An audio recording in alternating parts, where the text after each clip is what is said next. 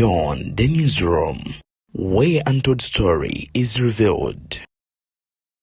BTN Media Beyond at the newsroom gwe mukutu semakoto kwoli nzadde ni okuweereza nkulamusaako mu bitundu by'eggwanga lya Uganda ebyenjawulo gye wangalira kwoteekana mu banywanyi baffe abawangalira emitala wa mayanja wano nno mu ggwanga lya Uganda mu kibuga Kampala obudde busiibye bwa kinnya Kagobe era embeera tebadde mpoomu yadde n'akamu n'akeddagala tewoomesezza nakabululu naddala abo abakolera mu kibuga Kampala olwannamutikka w'onkuba afudde mu bitundu byeyo era amazzi negeesalako ekibuga Kampala mwana Ebuvanjuba nebugwanjuba ewaka wasigalawo ewasinga. Beyond the newsroom gwe mukutu ogukuleetera ekyo ekisinga katiranga naffe ng'oyita ku noti 771 44 53 ne noti 744 26 45 na bino bikulu tetulanga bafere tetulanga basawo ba kinnansi n'abagwa mu koowa eryo mwebale kutuwagira.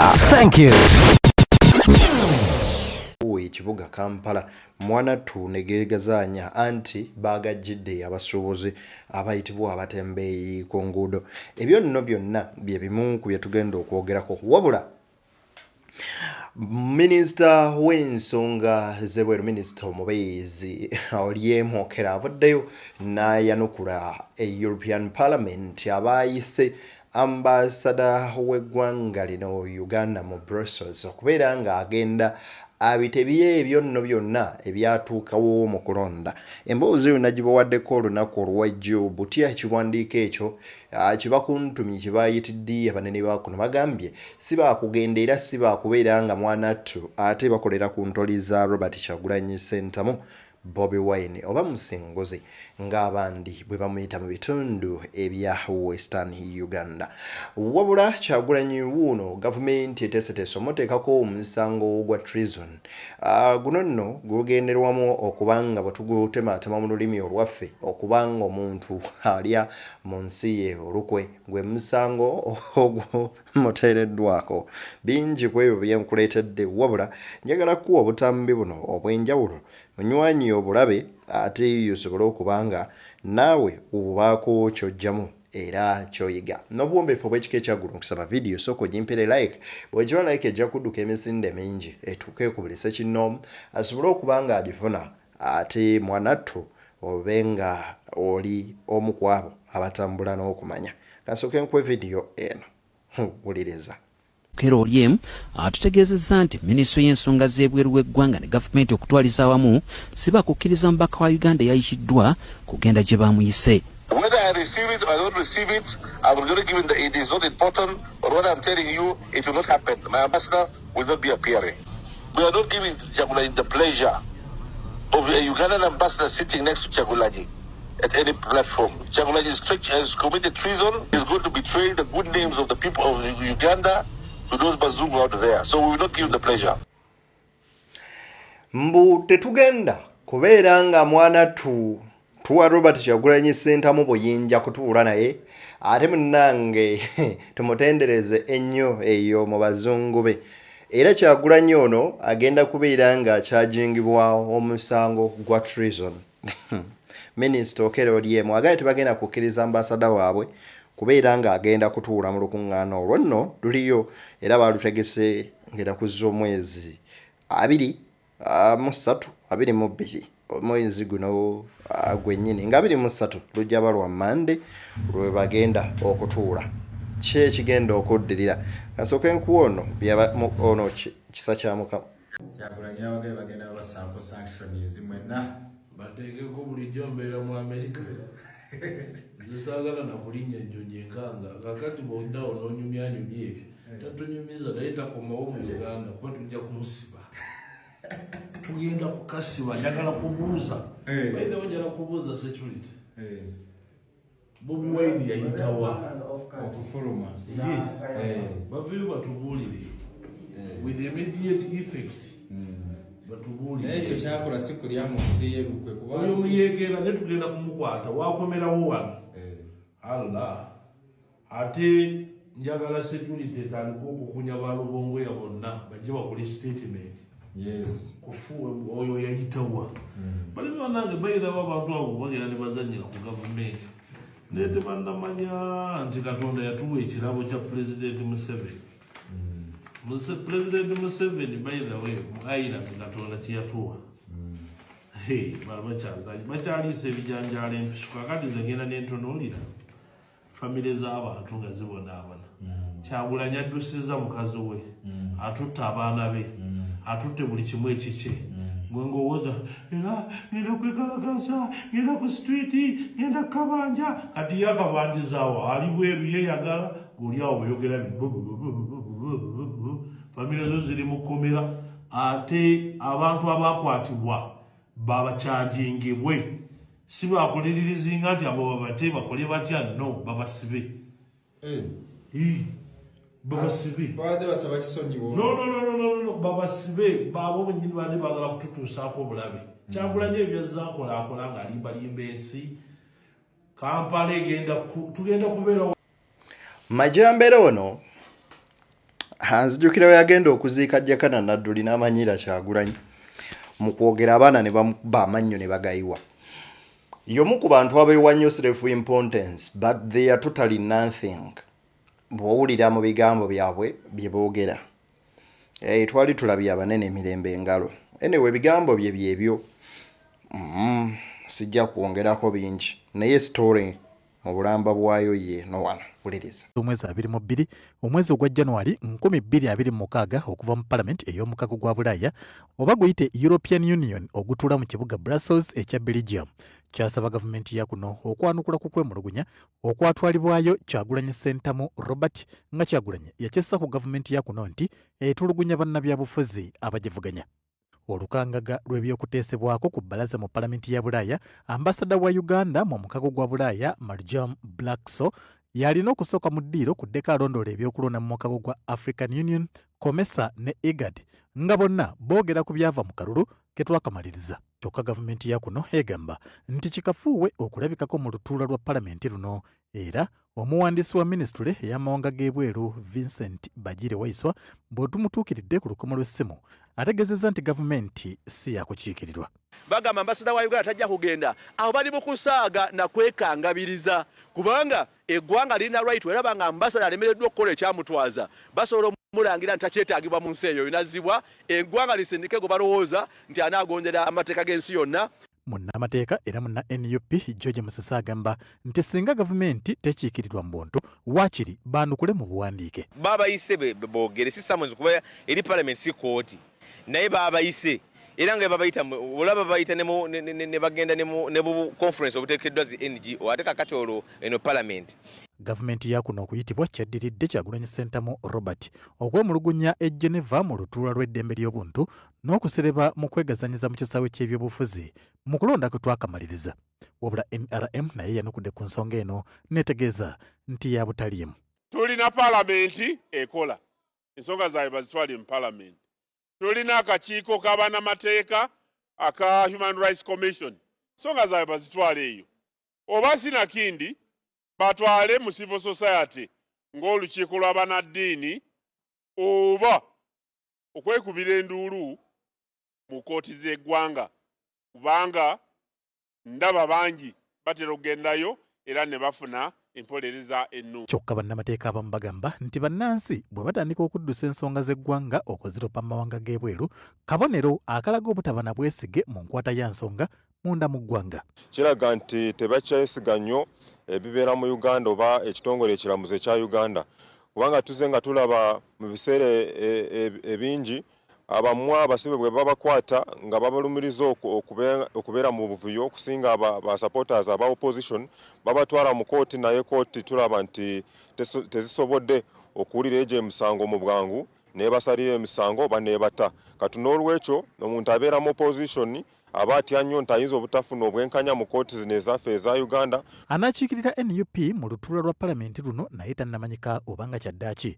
Kyagulanyi Ssentamu Robert pulezidenti w'ekibiina kino anaakoma okuliira ku nsiko ne yeeyoleka okubeerayo mu buntu oba anaakiikirirwa abantu abalala. Abakulu mu kibiina bwe tubabuuzizza ku nsonga eno bwe bati bwe batwanukudde. Tetwagala tusabuukulira ekintu kyonna bannayuganda balinde balabe kyemmanyi kijja kubayo omuntu kulwa NUP ateeka ensonga za NUP ku mmeeza.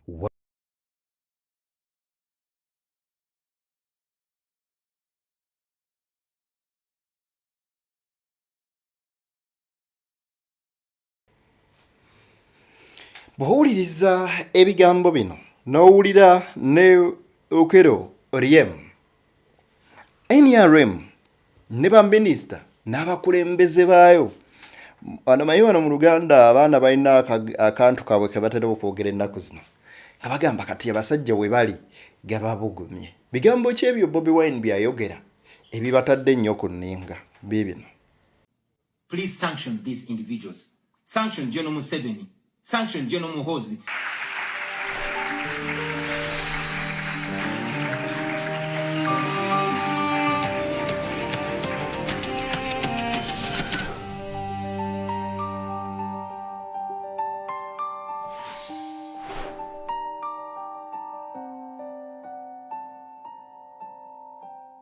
Distinguished guests, freedom fighters and human rights activists from all over the world, ladies and gentlemen. This is my second time speaking at the Geneva Summit for Human Rights and Democracy, and I'm very grateful to the organizers for making it possible for me to speak to you today. In 2022, I spoke about a country that I call home, Uganda, a nation of 50 million people living under the violent military dictatorship of General Yoweri Museveni, who has for 40 years twisted the law and used the military to stay in power. I told you of how I ran for president against him in 2021, how it was the most violent political campaign yet, and how he massacred hundreds of our people on the 18th and 19th of November 2020. How he shut down the internet on the eve of the election, imprisoned me inside my home for weeks, and then declared himself winner of the 2021 presidential election. Now, it is 2026, and here I am again, speaking to you at the Geneva Summit. Nothing has changed for the better, only going from bad to worse. Despite what happened in 2021, we were driven by hope to give it an so election. Now, it is 2026, and here I am again, speaking to you at the Geneva Summit. Nothing has changed for the better, only going from bad to worse. Despite what happened in 2021, we were driven by hope to give it another try.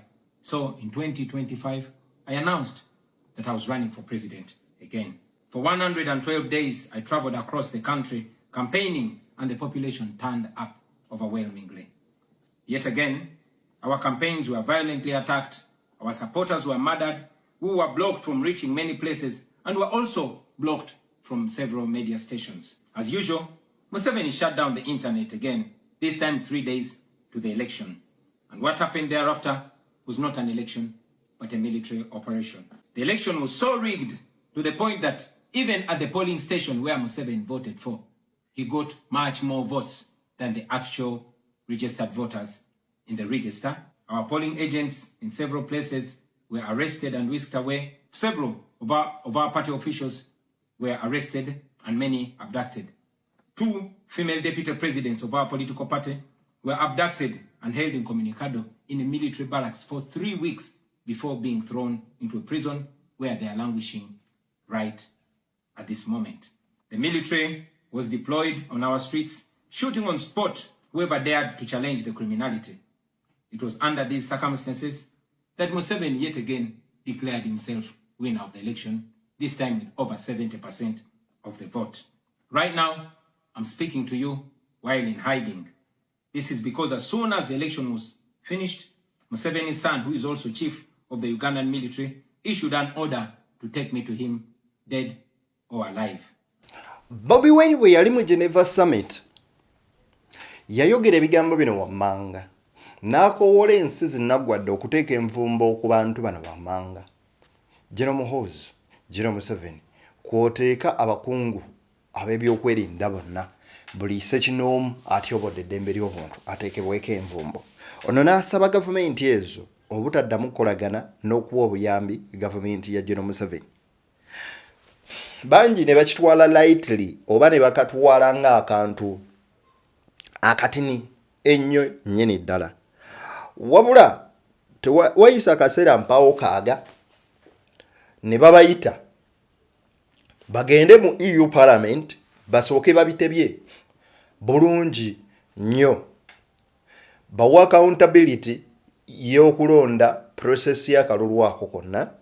Then after that ku byogerwako ebyokutyobola eddembe ly'obuntu kati bwe bamaliriza ebyo byonna Kyagulanyi byayogerako bano abasibe bibasibye ewatali misango bannyonnyole era ne bagamba ambasada wa Uganda ebubirigi Belgium mu Brussels alina okubaawo mu European Parliament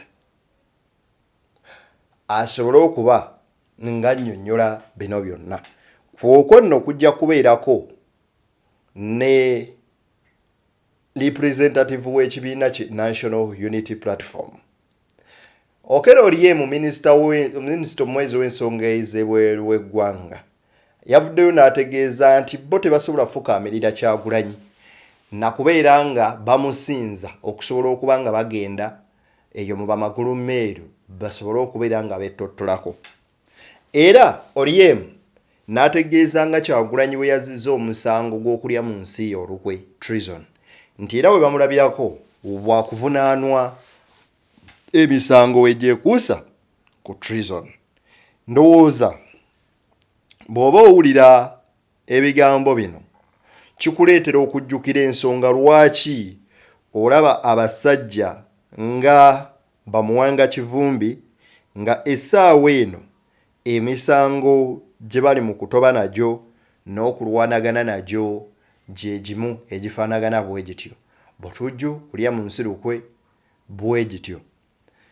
Bw'olaba nga badeputy president be bonna bali mu nkomyo tunuulira Lina Zedriga otunuulire Jore Onowe mu Western Uganda byonna birina kye biraga. Era omusajja bangi beebuuza na butya bwe yatoloka ffenna tuwakoma mmanya mukazi we nga ava mu ddwaliro nga tulaba abasumba bamukyaliddeko mu makaage emagere mpawo n'omu yamanya butya Babi bwe yava mu Uganda kufuluma ggwanga lino n'atwalibwa wabweru w'eggwanga. Nenno nga bino biba byewuunyisa era byewuunyisiriza ddala. Wuliriza ebigambo bino byenjagala okuwa olunaku olwaleero. Bono aba muzibu okudiringa naye ensobi zino zonna zetugenda tufuna damage kyanga tuva mu kalulu buwongo bwa mubanda omubanda nga bwe yeyita omubanda wa Kabaka akyatukozesa ensobi nnyingi. Tewali nsonga lwaki olwaleero nga wawangula akaluluko ng'olina amagye agali ku street buli wamu gatuddewo olumbe wa Kyagulanyi. Bw'aba yabasinga obwongo nakugamba nti balina obuzibu buli bumu. Intelligence abagamba omusajja ono mu nnyumba omwo mwali naye neewuunya bw'aba mwali simagire batabati bano UCC essimu kwatambulira tebasobola kugamba nti neeri wano ne bamanya waali kubanga obuyinza babulina baatuggyako emikutu butafuna nkola omukutu Kyagulanyi gwaliko sirowooza nti alina ekizungiriza ekiki. I'm not sure bw'aba alina ekizungiriza eki aba yabasinga obwongo kubanga ebyo ebintu kisi yabasoose mu 1974 Charles Alube yasalawo okuwamba Amini. Amini oyo y'omu ku basajja basooka tekinologi ow'amaanyi. Iya alina ekisimu kye kimobayiro naye ng'amagye gonna tewali akikola ki essimu eyo ng'eri kololo landline naye ng'ate atambula nayo. Kati bano abamulumba omukwata bakuba essimu obutereevuwa eka landline Amini yagikwata ne babeera sure nti landline eri waka wa Amini ate yakola ki ne batandika omumulaajanyisa n'abagamba temutta bantu bange naye nga bw'apanga. Charles Alube ng'ali ku sabwawo gy'olaba esala okuva ku Parliament waliwo ekikuba ekiyita wansaabo weyeekubira ekyasi ng'amaze okukitegeera nti Amini tali muki. Kaakati omubanda ayinza okuba nga naye alina ekiki Amini kyeyalina bifo ayinza okuba nga omubanda oba ali ku Soraya ezo simu twazigula nga $10 twazikozesanga e Sudan, Southern Sudan era baba futi 10 mu ttaka. Soraya ekola ki? Ayinza okubanga Kyagulanyi ali ku Soraya ne simu kadi ezo kati kisoboka bw'aba ali ku Soraya tebaginaako ki? Tebaginaako se kujja ku Amerika nga yabakoze eki gye bayambyeko ffe tetuginaako se. Owuliriza ebigambo bino nti we tuli security n'abalala ne gavumenti ekituufu kiri nti bakkirize nti batambulira ku ntoli za Kyagulanyi. Olunaku olwaleero beebuuza omusajja azzaako ki, yayogedde ki, n'akola omutwe gw'eggulire ayagala awulire ku Kyagulanyi lwakiri awandiise ku Twitter. Wabula bagamba mwe bwe temusobola tracking yadde essimu z'akozesa n'atuuka okubaddukako wa gy'ali n'okuba nga mukyalemedde mu maka ge nga mulowooza we muli nti ekyo kyokka kitegeeza the guy is a level apart. Byewuunyisa naye ate nga bituufu mbuuza bitya. Anyway, nga bakyali mu kwebuuza ebibuuzo tugende oba tetugenda, kiki ekiyinza okuddirira eri eggwanga Uganda? Nze nno naawe tukubaganye ebirowoozo mu comment section. BTN Media, Beyond the Newsroom, gwe mukutu kwoli. Erinnya Deni okubanga nkuweereza ku mukutu gwaffe guno ogwa BTN Media.